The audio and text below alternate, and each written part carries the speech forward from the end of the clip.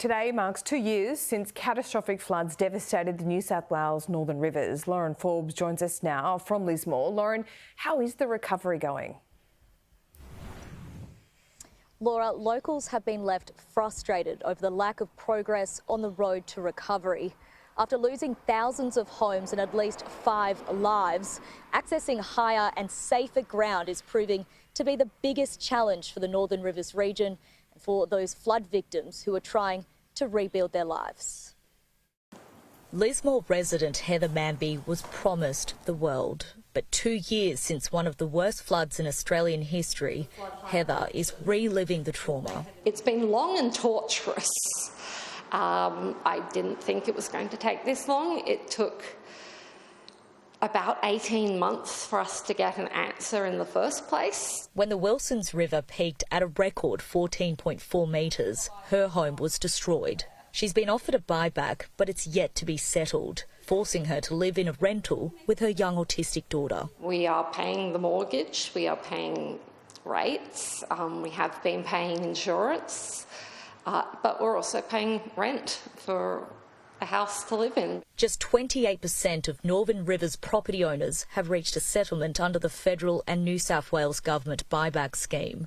For more than 1,100 eligible homes, only 706 offers have been approved. We're working as quickly as we can to meet each individual circumstance. Among those rejected, Julia Melvin. She's yet to make peace with the river that almost cost her life. She's been restoring her property bit by bit to sell up and move on. I'm just afraid, to be honest. You know, there's one side of me that is cautious and it's stressful knowing that it could happen again, and I really do believe it will.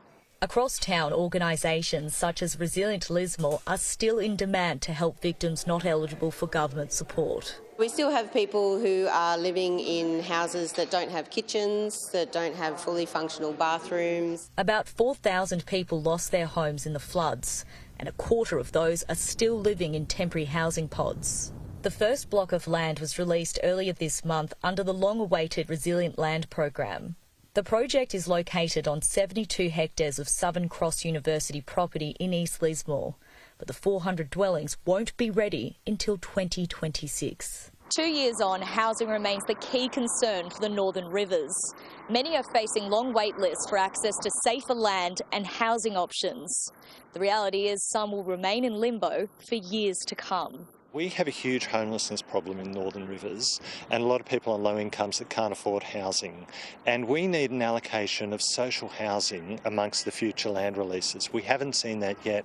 Adding to the angst, a hold-up in funding for flood mitigation. We were promised $32 million to upgrade our pumps along our levee wall. Well, that funding deed's only just been signed in December, so there's another 6 to 12 months before those pumps are actually installed. Lismore's mayor says after so many streets were flooded, the one road to recovery is proving to be too steep and long for too many. Lauren Forbes, Sky News Lismore. Meanwhile, Laura, Woolworths has come under fire over making major changes to stocking Norco milk. The supermarket giant has confirmed that it will no longer sell Norco milk in at least 150 stores across Sydney. Now, that move just 3 months after the ice cream factory reopened in Lismore, the biggest employer in the region, marking a huge milestone for the Northern Rivers. Lauren, thank you.